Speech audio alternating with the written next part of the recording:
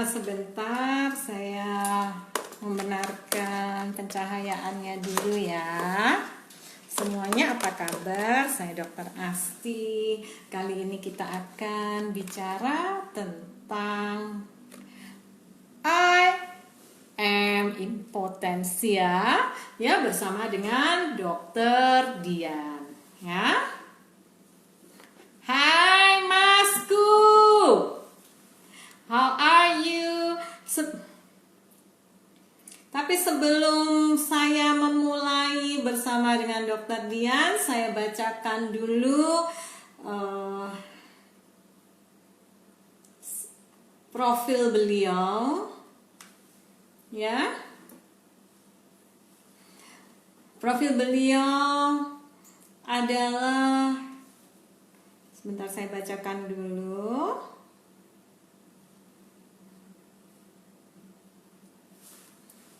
Jadi kita akan membahas tentang impotensia bersama dengan Dr. Dian Pramesti, spesialis androlog ya.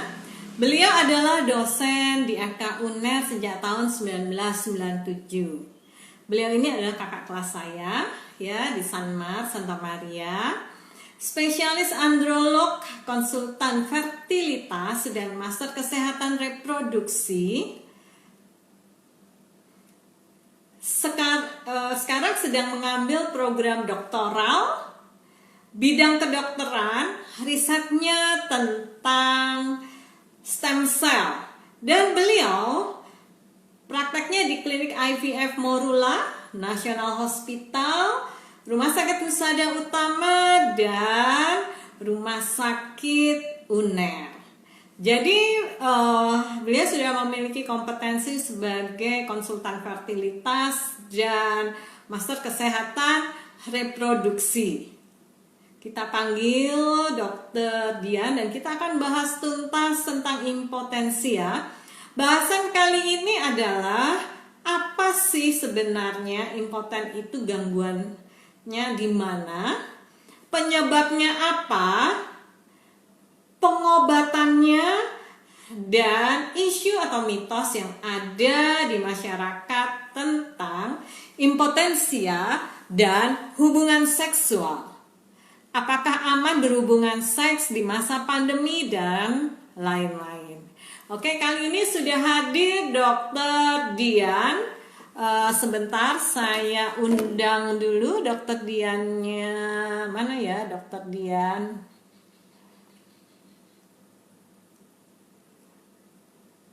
Dr. Dian.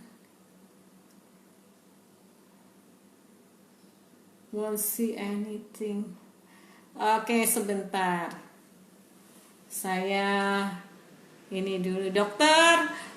Paget yang Dr. Dian, paget yang ada ini Dr. Dian ya. Oke, invite Dr.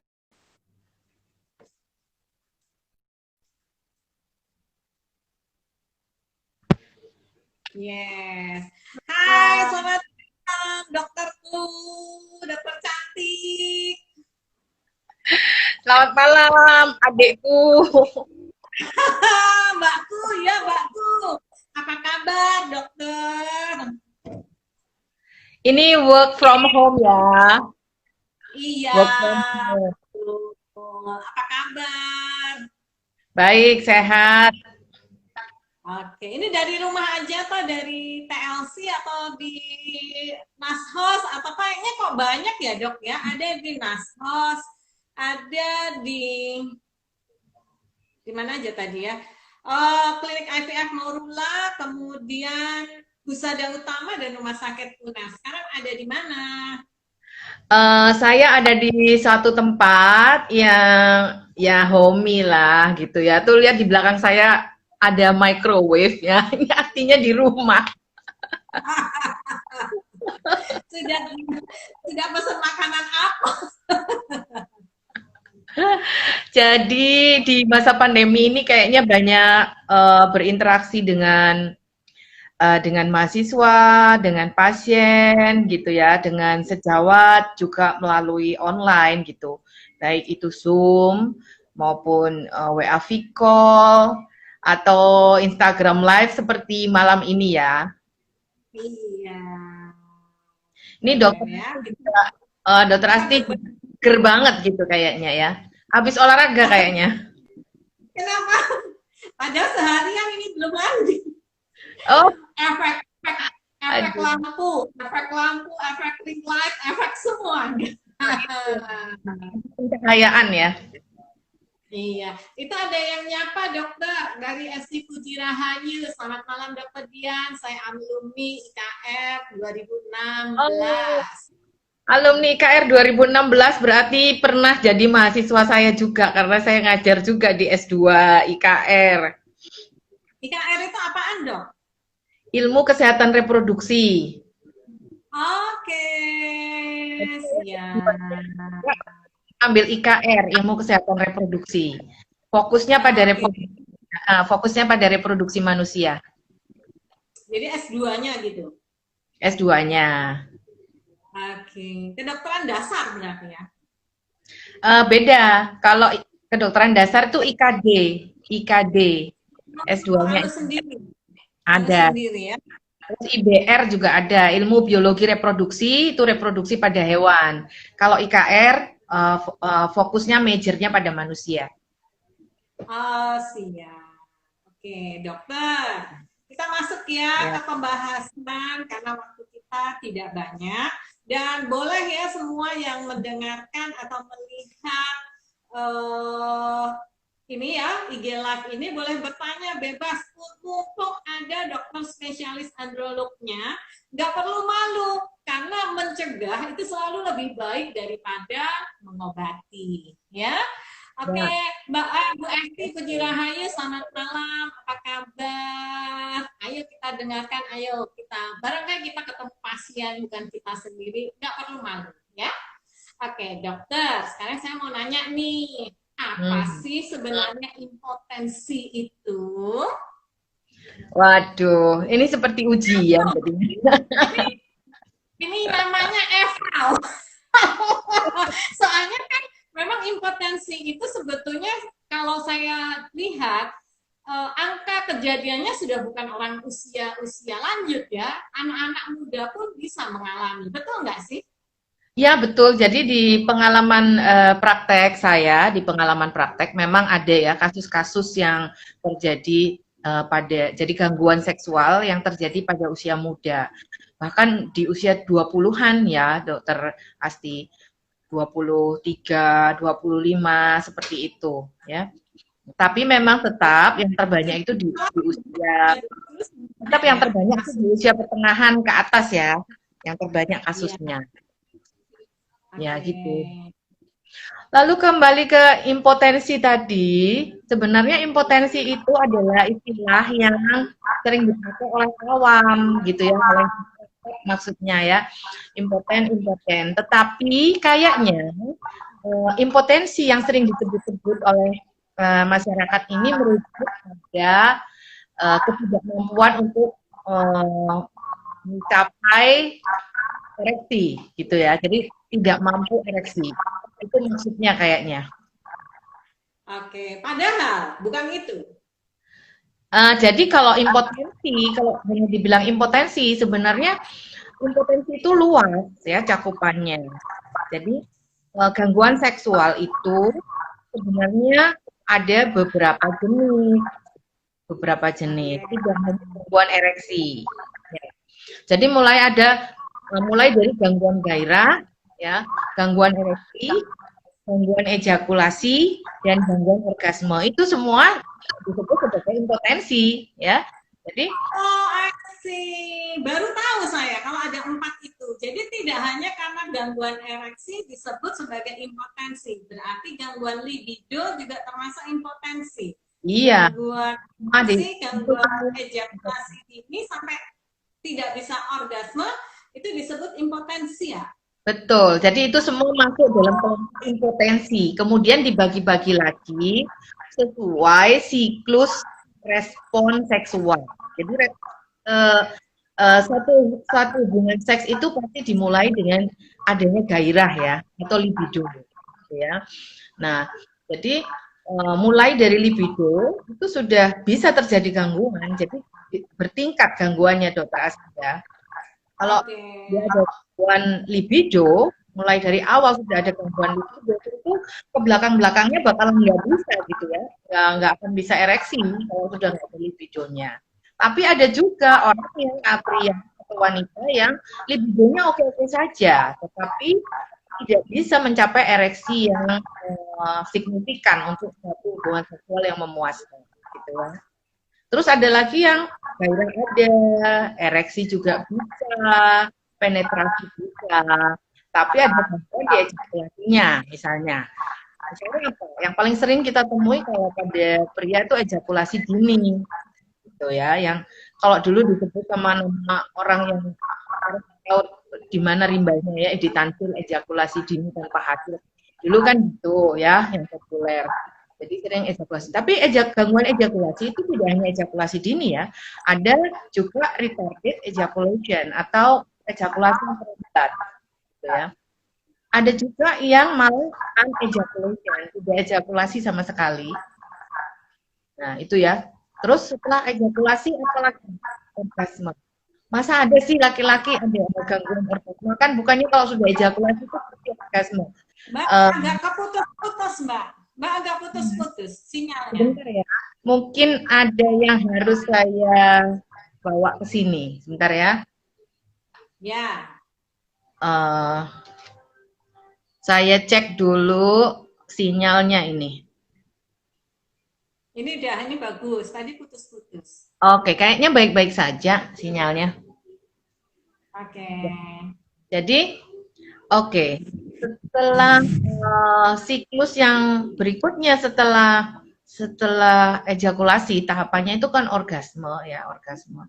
Nah, orgasme dan ejakulasi memang terjadinya itu hampir-hampir bersamaan ya. Tetapi sebenarnya kalau ditinjau secara neurologis ya, secara syarafnya gitu ya, itu jalurnya berbeda, ejakulasi dengan orgasme.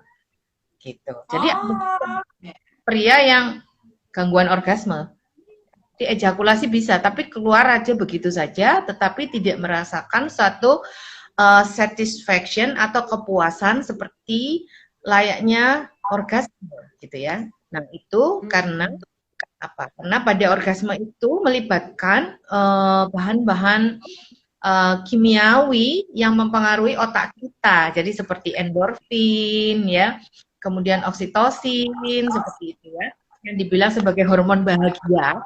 Ya. Nah, itu kalau pada gangguan orgasme itu tidak diproduksi, tidak disintesis secara jadi kayaknya ya keluar aja gitu. Tidak happy gitu. Okay. Itu udah pasti. Tapi kayaknya malam ini kita ambil satu tidak kaku juga sih, tapi kayaknya kita akan lebih banyak bahas yang gangguan ereksi. Oke, jadi kita kali ini pembicaraan kita kali ini tentang gangguan ereksinya ya, supaya kita fokus tidak kemana-mana. Deal ya dok? Ya. Oke, jadi sebetulnya gangguan ereksi itu karena dia tidak bisa berdirinya atau libidonya termasuk itu, saya kurang tahu. Jadi gini, gangguan ereksi itu ketidakmampuan untuk mencapai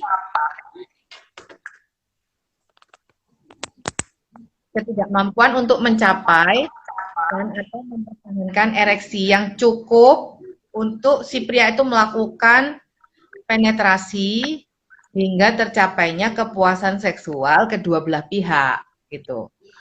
Jadi sama sekali tidak mampu ereksi atau bisa ereksi tapi kemudian tidak bisa mempertahankan, itu termasuk sebagai gangguan ereksi.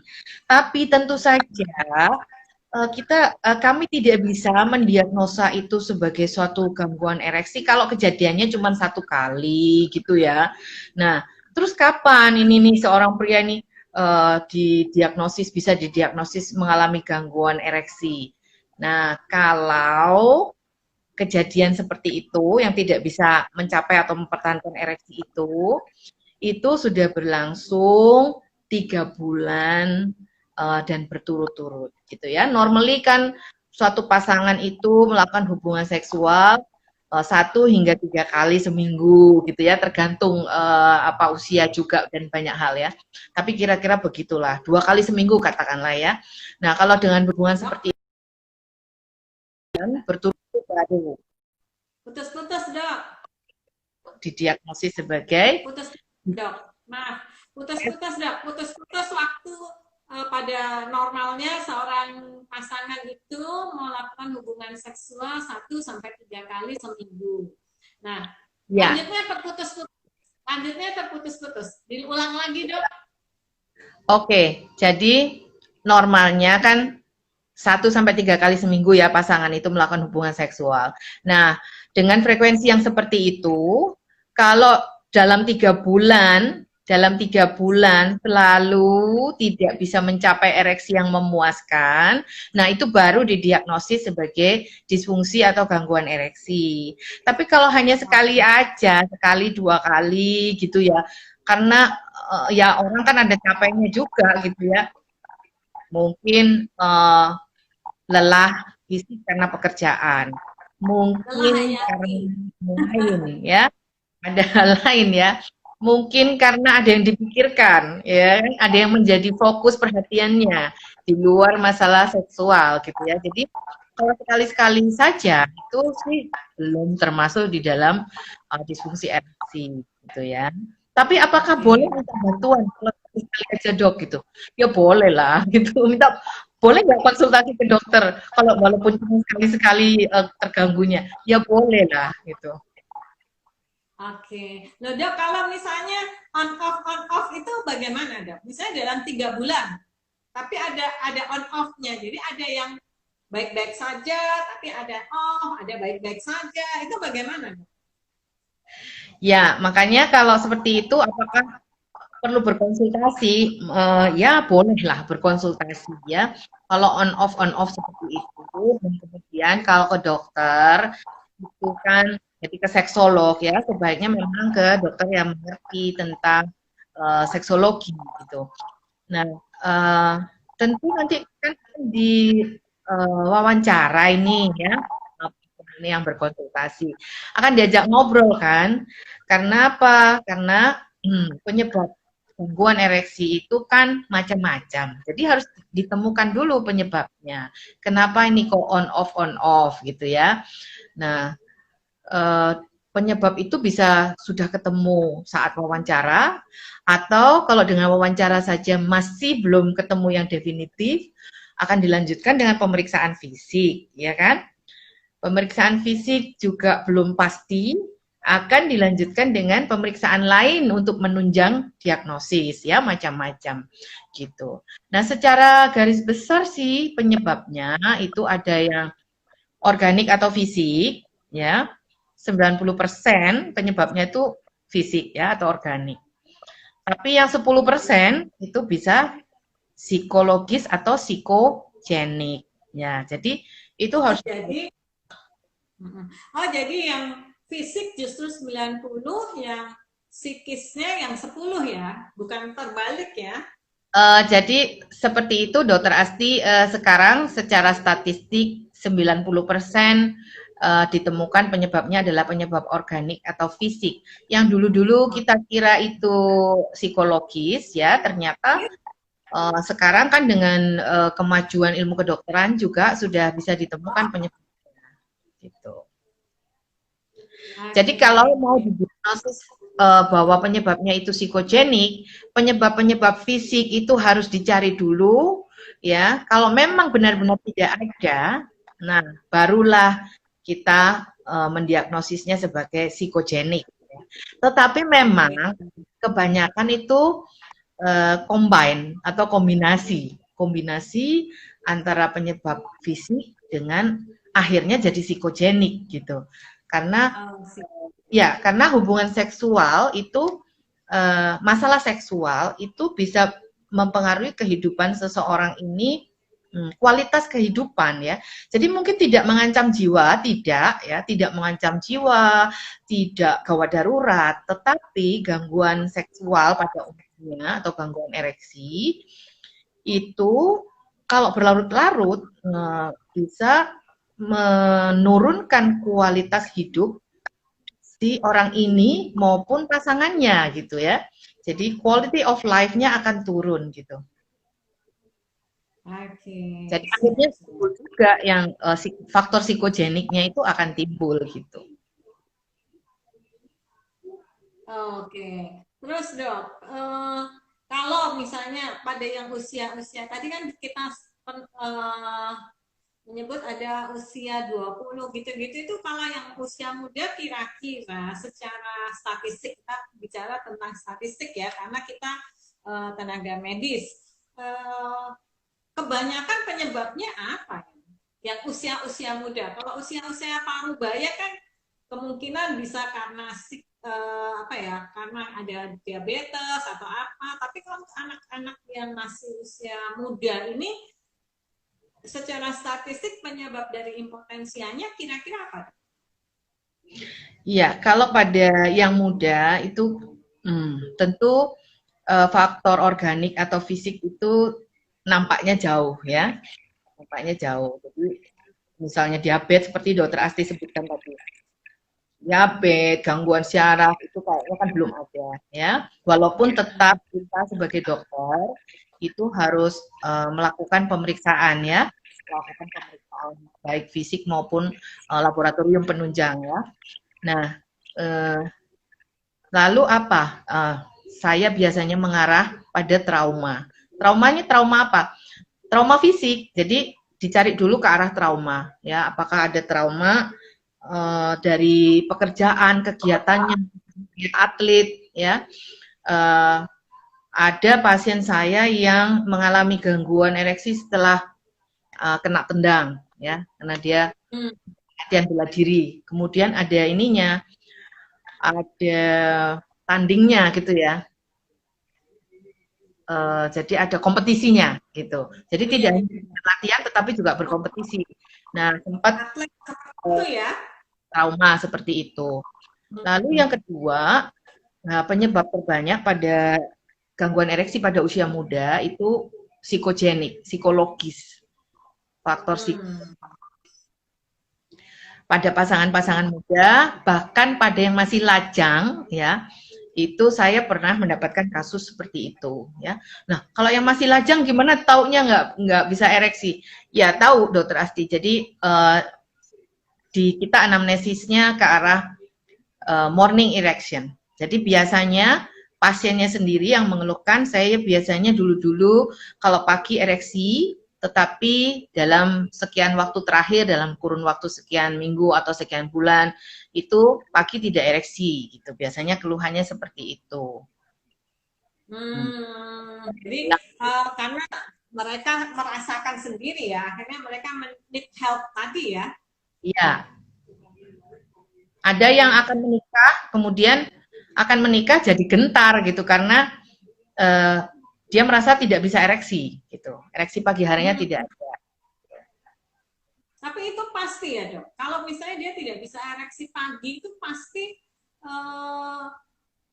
diagnosa bisa ditegakkan gitu. Jadi morning erection itu harusnya kalau secara fisiologis organik dia sehat ya, tidak ada gangguan pembuluh darah di penis ya, tidak ada gangguan pembuluh darah secara umum, kondisi arterinya bagus. Harusnya morning erection itu terjadi. Nah, kalau morning erection tidak terjadi, itu kemungkinan ada gangguan vaskularisasi tadi ya, ada gangguan di arteri dan pembuluh darah yang lain. Nah, seperti itu. Morning erection itu juga salah satu cara mudah untuk membedakan apakah ini gangguan ereksinya karena faktor fisik atau faktor psikis. Gitu. Oke. Jadi kalau misalnya, kalau untuk orang usia yang setengah baya maupun yang ini juga morning erection pasti ya? menjadi ini. Morning erection merupakan salah satu yang harus dicari tahu gitu ya, apakah terjadi atau tidak. Tapi memang dengan bertambahnya usia atau dengan terjadinya aging proses, itu morning erection bisa berkurang sih. Jadi melihat usia juga. Oh, Bagaimana tingkat intensitas kekerasannya, sering ada atau sering tidak ada, itu harus ditanyakan juga, selain dilakukan pemeriksaan yang lain-lainnya. oke. Ya, ya, ya. Nah, kalau penyebab secara psikologis kita nggak usah bahas ya. Kira-kira kalau penyebab secara fisik itu apa aja dong? Kalau penyebab fisik ya banyak ya, penyakit-penyakit sistemik yang degeneratif biasanya itu yang sering. Tadi sudah disebutkan sama Dokter Asti, diabetes mellitus itu menjadi penyakit sistemik utama selain hipertensi ya, atau katakanlah metabolic syndrome ya Dokter Asti ya.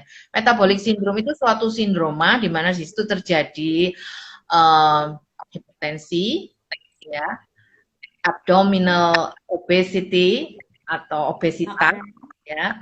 Biasanya itu kan kalau obesitas itu kita ukur BMI sama lingkar perut ya, makanya disebut ya. Terus insulin resistance atau diabetes mellitus ya. Abdominal obesity, hipertensi, insulin resistant, kemudian lipid. Saya potong dong. Untuk yang hipertensi cukup banyak juga. Pasien hipertensi dengan gangguan ereksi cukup banyak juga. Banyak, ya. Oh, iya, iya, iya. Biasanya tidak satu faktor, lebih dari satu faktor. Ada yang hipertensi saja alone ya, tapi kebanyakan itu disertai juga dengan diabetes mellitus atau dengan hiperlipidemi, hiperkolesterol, hipertrigliserida kayak gitu. Oke, ya, ya, ya. Apakah sudah ada pertanyaan ya dari teman-teman ya? Ada dok, sebentar. Pertanyaan dari Ibu Esti Puji-Rahayu. Apakah gangguan orgasme atau impotensi apakah juga sebagai penyebab infertil, dok? Gangguan orgasme atau impotensi apakah bisa menyebabkan infertilitas? Gitu ya? Iya. Jadi gini Bu Esti, gangguan seksual yang bisa menyebabkan infertilitas itu kalau tentu ya kalau disfungsi ereksi terus menerus ya pasti nggak akan bisa punya anak ya karena tidak bisa terjadi penetrasi ya. Ini kalau kita bicara punya anak secara alami ya, karena sekarang teknologi untuk memiliki anak itu kan juga sudah maju, ya kan?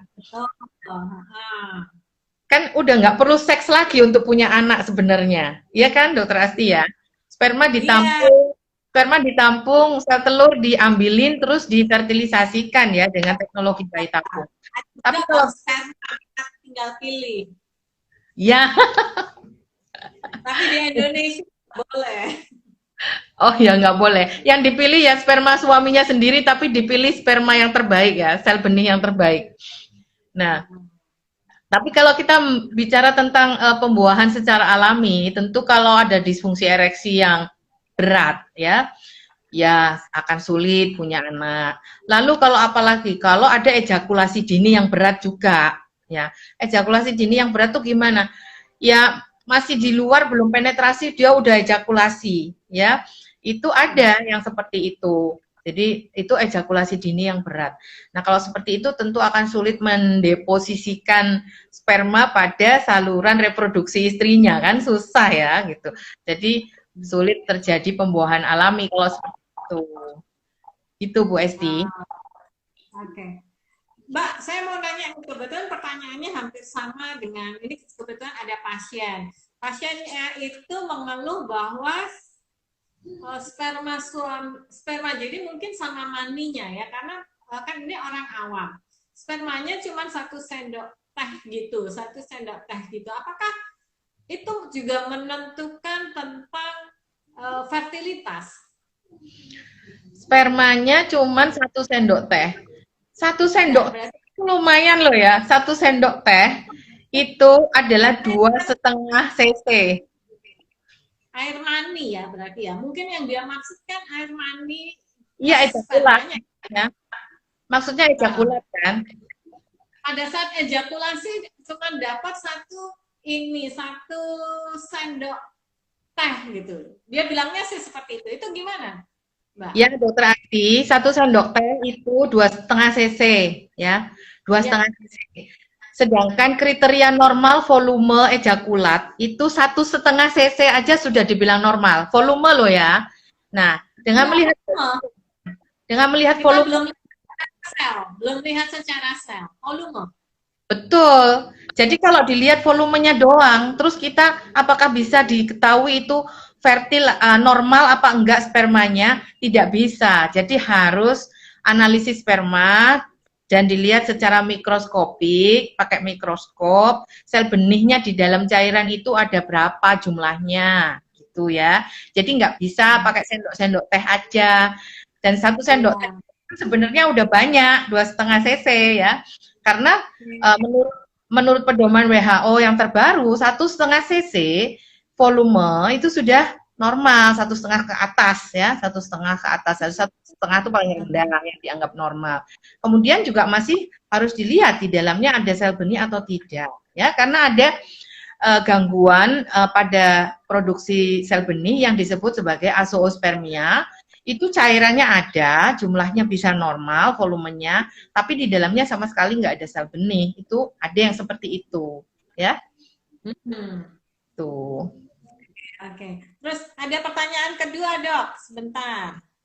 Kayaknya pertanyaan kedua ini Dr. Andronux ya. Dari NCL Collection. Dok, jika gangguan kok jadinya hilang ininya. Sebentar, Dok. Saya lihat dulu pertanyaan keduanya kok nggak ada, udah hilang ya? Oh, udah hilang ya kayaknya. Sebentar. Oh ini, dok, jika gangguan spermanya pada morfologi atau bentuk obat atau bentuk, obatnya apa dok? Berapa bulan konsumsi obatnya baru ada perubahan dok? Wah, ya, oke. Jadi rupanya ini sudah pernah analisis sperma juga ya. Iya. Jadi semua aja ya, semua gangguan pada spermatozoa pun itu obatnya itu ya sebisa mungkin sesuai dengan penyebabnya. Jadi gangguan morfologi penyebabnya apa? Penyebabnya terbanyak adalah varikokel, tapi ada penyebab-penyebab lain ya. Kalau gangguannya morfologi tok, morfologi doang, biasanya varikokel ya. Varikokel itu apa? Varikokel itu varises tapi terjadinya di sekitar buah sakar, di sekitar testis. Jadi varises itu kan pelebaran pembuluh darah vena ya, pelebaran pembuluh darah balik. Dan itu menyebabkan satu apa namanya? Tertahannya darah vena itu di sekitar testis gitu, tidak lancar kembalinya ke jantung karena harus dikembalikan ke jantung sebenarnya kan. Tetapi itu tertahan di sekitar testis, padahal darah vena itu membawa sisa-sisa metabolisme. Jadi bahan-bahan yang ada di darah vena sebenarnya kurang bermanfaat ya, bahkan ada yang toksik sifatnya terhadap sel, semua sel termasuk sel benih ya. Nah, itu yang menyebabkan gangguan morfologi. Yang tersering menyebabkan gangguan morfologi saja ya, itu adalah varikokel. Jadi harus dilanjutkan dengan pemeriksaan lain untuk bagaimana mendeteksi adanya varikokel. Bisa secara pemeriksaan fisik oleh dokter. Kalau kurang jelas dilanjutkan dengan pemeriksaan USG testis gitu. Ini kebetulan NCL collection-nya masih ada dok saya. Iya dok, hanya morfologi saja kelainannya. Oke. Mau ditanya lagi, ini NCL collection laki atau perempuan ini? Monggo kalau mau bertanya lagi silakan ditanyakan ya buat semuanya, nggak perlu malu karena ini bukan hal yang tabu karena mencegah tetap jauh lebih baik daripada mengobati. Nah, kalau sudah kena ini dok, kalau sudah kena gangguan ereksi, kira-kira apa yang harus dilakukan? Kalau sudah kena gangguan ereksi ya tadi faktor penyebabnya harus diketahui ya, kemudian diobati ya. Jadi pengobatan ereksi itu ada line-line-nya, ada apa stage-stage-nya ya, Dokter Asti ya. Stage yang pertama itu yang paling ringan ya, kalau gangguan ereksi itu memang penyebabnya bisa diketahui benar bahwa hanya faktor psikologis atau psikogenik atau faktor psikososial gitu ya, maka ya line pengobatan, lini pertama dari pengobatan itu adalah konseling ya, konseling bagaimana menghilangkan faktor-faktor psikogenik dan faktor psikososial yang dihadapi. Ya, kalau perlu dikonsultasikan atau di-refer ke psikiatri, ke dokter spesialis kesehatan jiwa atau psikolog ya. Ini bukan loh apa saya dikira gangguan jiwa, bukan ya. Jadi bukan gangguan jiwa terus gila, bukan ya. Jadi gangguan jiwa itu macam-macam juga tingkatannya, ada neurosa ya kan yang hanya apa depresi dan lain-lain yang sebangsa itu ya, bukan psikosa ya, tidak psikosa. Jadi kalau kita dirujuk ke spesialis kedokteran jiwa itu nggak usah berburuk sangka dulu gitu ya. Metode beliau-beliau ini, metode para sejawat psikiater ini juga macam-macam, Dokter Asti. Ada yang hipnoterapi seperti itu ya, untuk membantu menyembuhkan gangguan seksualnya. Nah, pengobatan lini pertama yang lain kalau memang diperlukan dan juga ada faktor organik, tapi bisa diobati dengan yang obat minum. Nah, itu ditambahkan obat yang diminum. Ya, obat yang diminum itu apa? Obat erektogenik biasanya, obat untuk membantu ereksi, ya. Dan obat-obatan yang dipakai untuk mengatasi penyakit yang mendasari gangguan ereksi tersebut, ya. Jadi, dok, saya potong dulu. Obat erektogenik itu apakah berhubungan dengan hormon seperti misalnya suntikan testosteron atau nggak ada hubungannya sama sekali? Kalau erektogenik itu bukan hormon. Nah, kalau testosteron itu memang mempengaruhi juga fungsi ereksi, ya. Tetapi testosteron itu untuk ereksi fungsinya adalah dia memperkuat jaringan yang namanya tunika albuginea, itu yang membungkus penis ya, Dokter Asti. Jadi itu harus tetap elastis dan kenyal. Jadi kalau jadi begini, mungkin saya harus kembali ke fisiologi ereksi ya. Gimana sih kok bisa terjadi ereksi? Apa di penis itu ada otot yang kayak otot lengan ini ya, yang bisa dilatih misalnya dengan apa ya? Dengan dumbbell atau dengan beban atau apa. Nah, itu tidak ada ya. Jadi di penis itu tidak ada otot bergaris, otot skelet yang berfungsi untuk menegakkan penis itu nggak ada. Jadi penis itu isinya pembuluh-pembuluh darah, arteri yang banyak sekali ya. Kecil-kecil tapi banyak sekali dan membentuk rongga-rongga di situ di penis ya. Nah, itu kalau seorang pria terstimulasi atau terangsang secara seksual, pembuluh darah itu yang ada di dalam penis itu harus bisa melebar.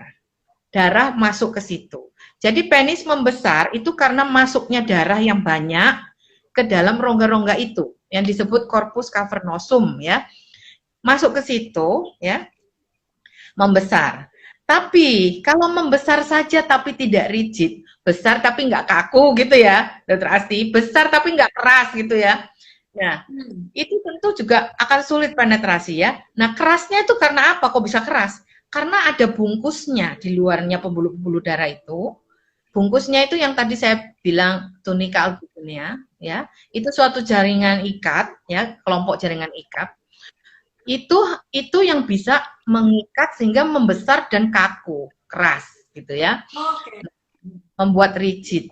Testosteron itu mempertahankan elastisitas dari tunika albuginea ini ya. Yang membungkus itu. Membungkus itu.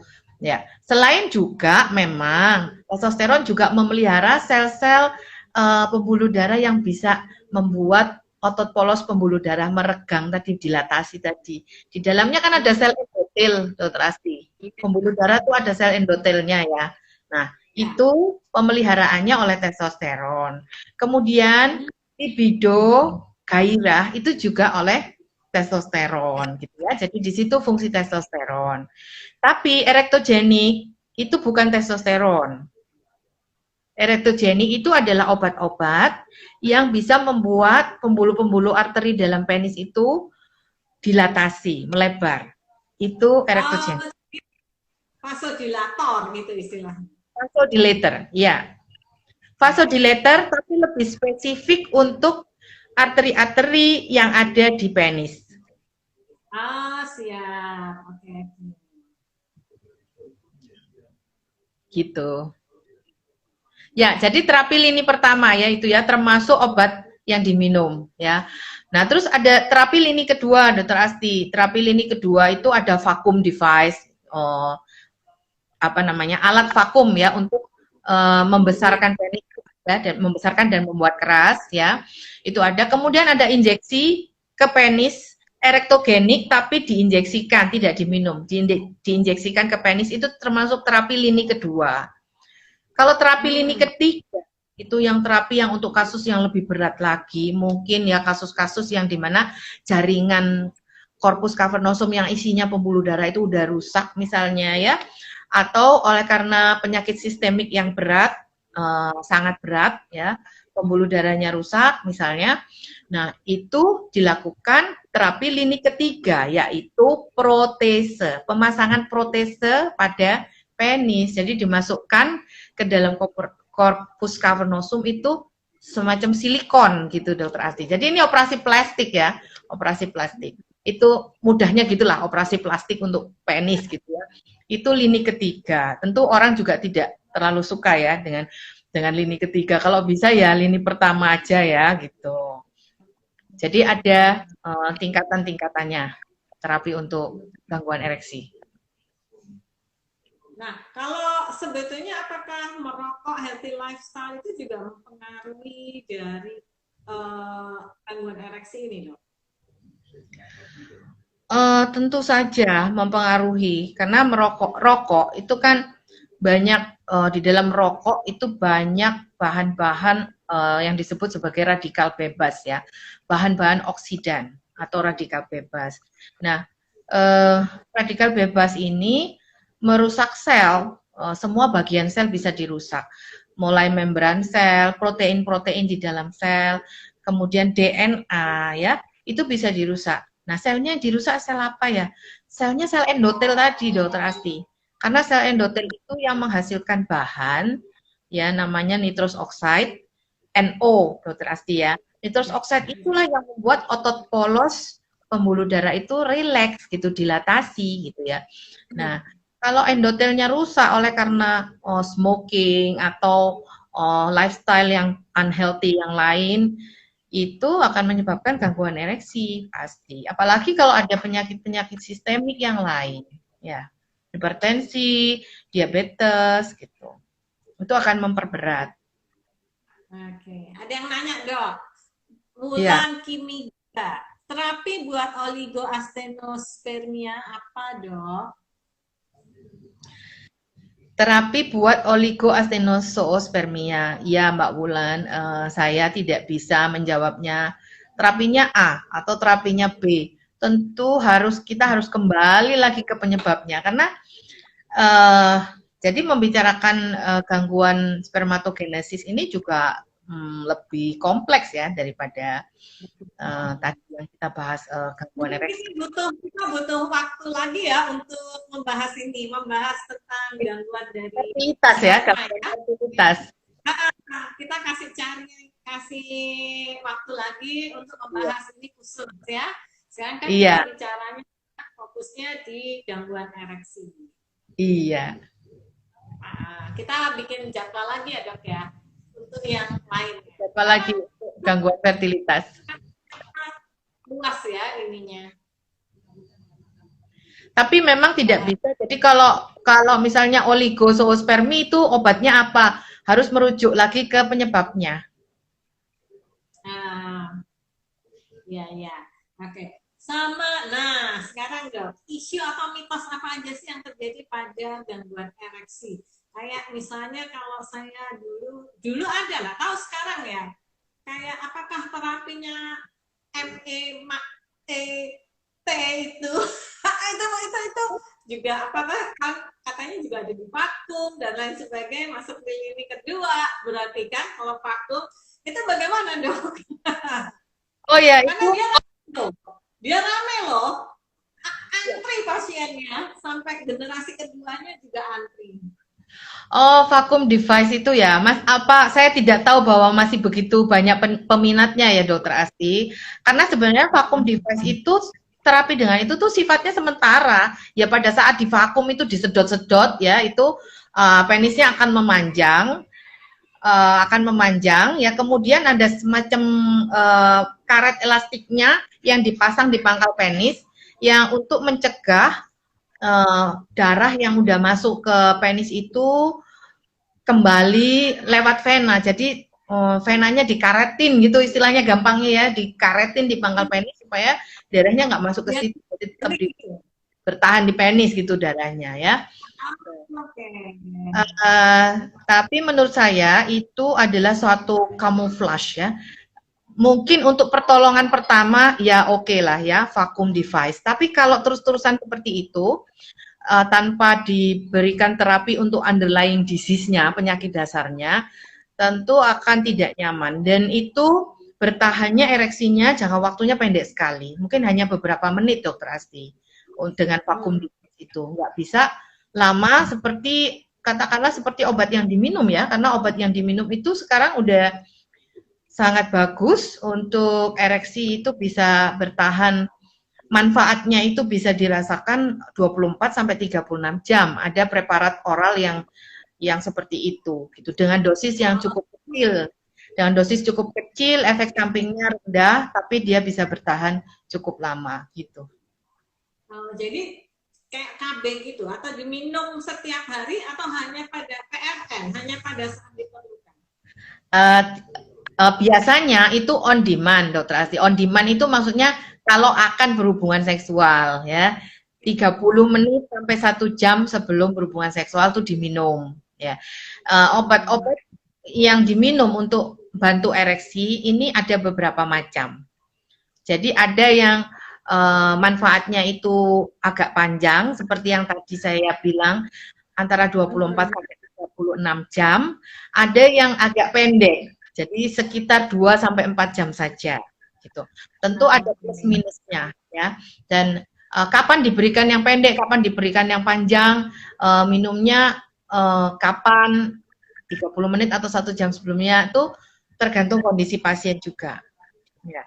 Kalau obat itu manfaatnya bertahan lama di dalam tubuh kita, tentu efek sampingnya juga akan bisa bertahan lama di tubuh kita. Tapi tentu ditimbang nanti positif negatifnya. Kalau obat itu manfaatnya hanya pendek sekitar 2 sampai 4 jam, artinya obat itu kan cepat dibongkar kan oleh sel-sel tubuh kita, artinya efek sampingnya juga akan pendek gitu ya. Tapi gimana manfaatnya lebih efektif yang mana? Yang jangka waktunya pendek itu, preparat yang itu, apa yang jangka waktunya panjang. Nah, itu tergantung nanti pasiennya ini dilihat lebih cocok dengan yang mana gitu. Juga lifestyle-nya, Dokter Asti. Dia orang yang bagaimana? Aktivitasnya bagaimana? Apakah bisa diminum setiap hari? Ada yang bisa. Jadi diberikan dosis kecil untuk setiap hari diminum. Karena obat yang ini ternyata dari penelitian juga bisa memperbaiki kualitas endotel tadi yang di pembuluh darah, sel-sel pembuluh darah tadi. Nah, itu diperbaiki oleh obat ini. Sehingga nantinya dosisnya malahan bisa diturunkan atau minumnya lebih jarang gitu. Dan kalau yang diminum tiap hari ini nggak usah khawatir karena gini, kalau misalnya kita minum on demand ya, ada pasien yang minum on demand misalnya. Nanti 30 menit lagi saya akan make love gitu ya sama istri gitu ya misalnya. Tahu-tahu 30 menit lagi ada tamu misalnya Dokter Asti ya. Ada tamu. tamunya lama lagi di rumah gitu ya. Nah, deh. nah ini keburu hilang kan karena yang on demand itu nanti keburu hilang manfaatnya ya. Kecuali mau pakai yang durasinya lama tadi, yang manfaatnya bisa 24 sampai 36 jam ya. Nah, itu lebih fleksibel. Jadi yang manfaatnya bisa 24 sampai 36 jam itu kalaupun gagal yang sekarang, mungkin besok pagi masih bisa gitu ya. Kalau ada tamu malam ini besok pagi masih bisa dilakukan, manfaatnya masih ada gitu.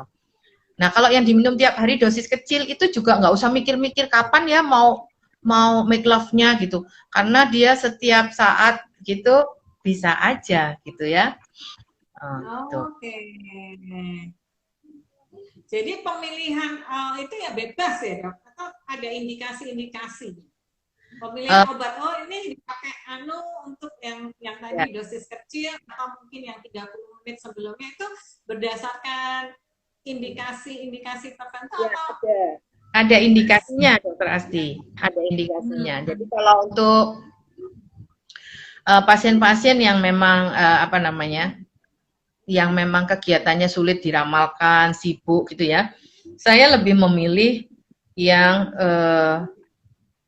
panjang, jangka waktu manfaatnya, duration of action-nya itu panjang tadi itu ya.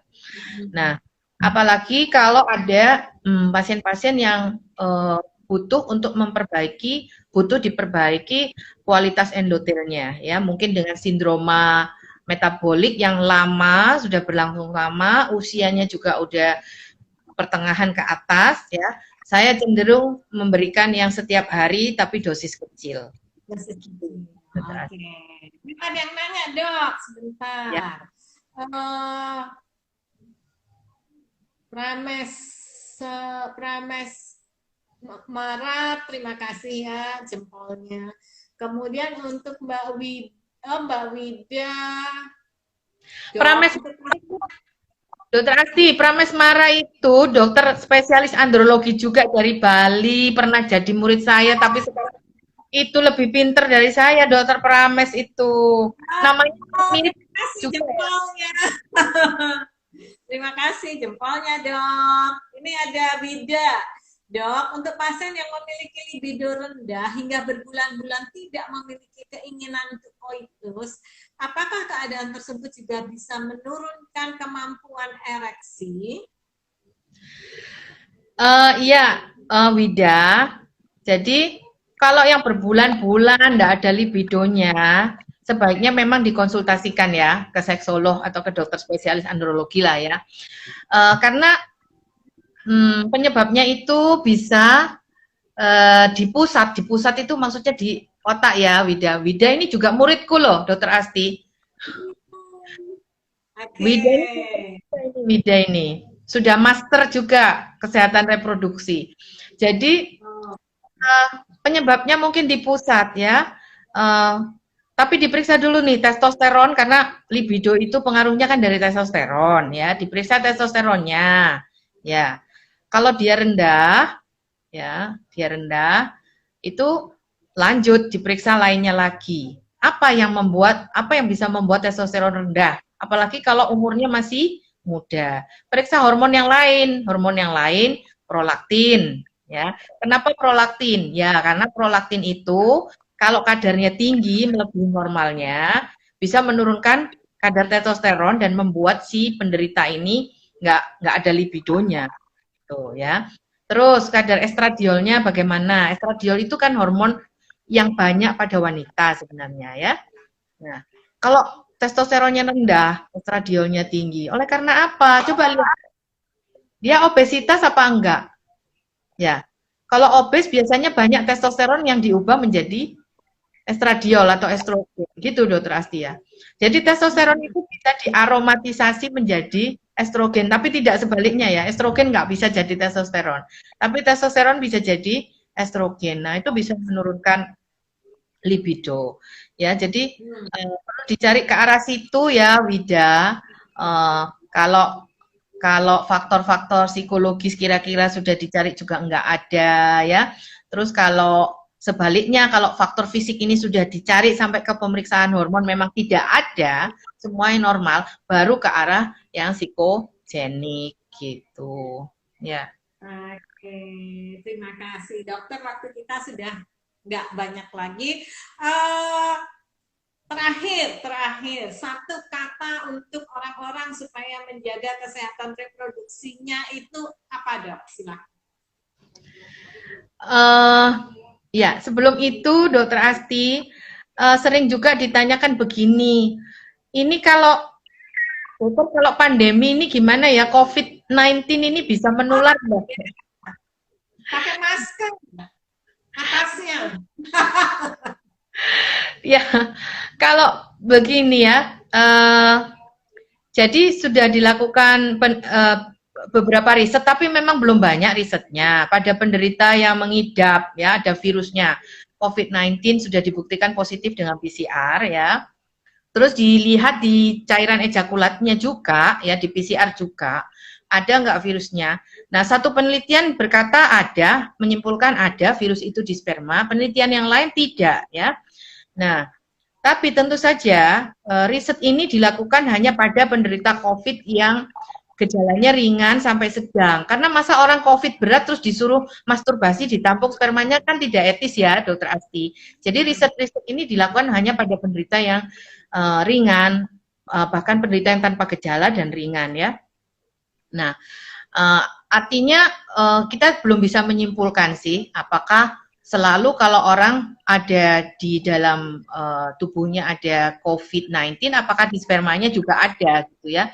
Nah, itu belum bisa disimpulkan secara pasti, tetapi hubungan seksual itu kan nggak hanya sperma saja dan nggak hanya kelamin saja, hubungan seksual itu juga ciuman, pelukan dan lain-lain ya. Jadi sebaiknya memang kalau positif COVID-19 ya ditunda dulu ya hubungan seksualnya gitu sampai negatif gitu ya, sampai negatif masing-masing pasangan ini baru dilakukan lagi ya, karena kan kita ya harus isolasi mandiri ya kalau kita positif itu ya, jadi harus sabar dulu. Oke. Terus apa ya pesan untuk supaya nggak terjadi disfungsi ereksi gitu ya? Tentu, ya satu lifestyle-nya harus dijaga ya, jangan merokok ya, makan makanan yang sehat, terus jangan sampai obesitas ya.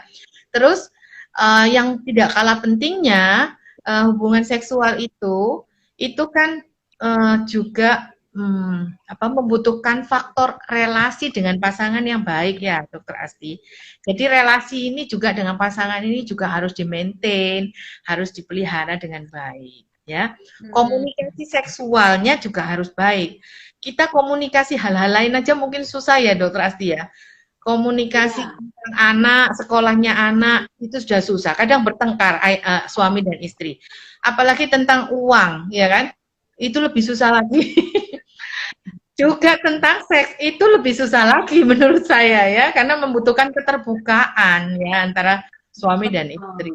Jadi kira-kira itu deh ya yang harus di-maintain supaya relasi seksual ini tetap baik ya.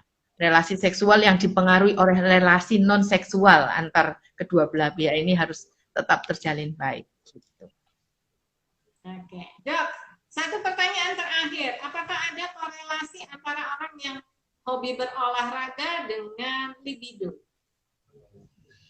Hobi berolahraga dengan libido, ya ada, Dokter Asti. Jadi kalau olahraga itu membuat oksigenasi semua sel dan jaringan lebih baik, ya. Nah, jadi produksi hormon juga lebih baik, stamina juga lebih baik. Karena hubungan seksual itu enggak melibatkan penis dan vagina saja, tadi sudah saya sebutkan. Jadi semua otak kita juga dibutuhkan ya, karena hubungan seksual itu membutuhkan imajinasi, fantasi seperti itu kan ya. Terus membutuhkan otot-otot yang prima juga, karena hubungan seksual itu membutuhkan lengan, membutuhkan punggung, abdomen, pantat, tungkai ya. Kalau itu tidak baik kondisinya, gampang capek karena tidak terlatih ya. Tentu tidak akan tercapai suatu hubungan seksual yang memuaskan gitu, Dokter Asti. Tetapi harus diingat nggak boleh overtraining juga ya. Kalau overtraining itu bisa menurunkan hormon testosteron, ya itu sudah dibuktikan di dalam riset, ya. Dan juga akan menimbulkan kelelahan fisik, gitu kalau overtraining. Jadi tidak boleh juga. Oke, dokter, terima kasih untuk waktunya.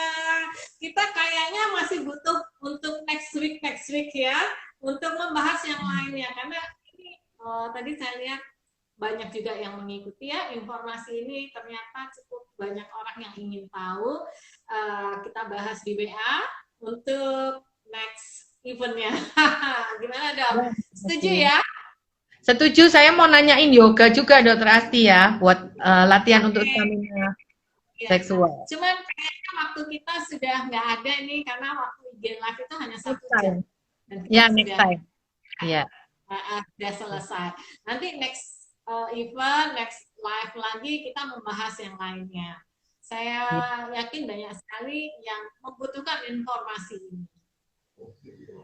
Oke, terima kasih sekali lagi. Sehat terus. Sampai ketemu lagi. Dadah. Healthy and happy. Yes, dadah.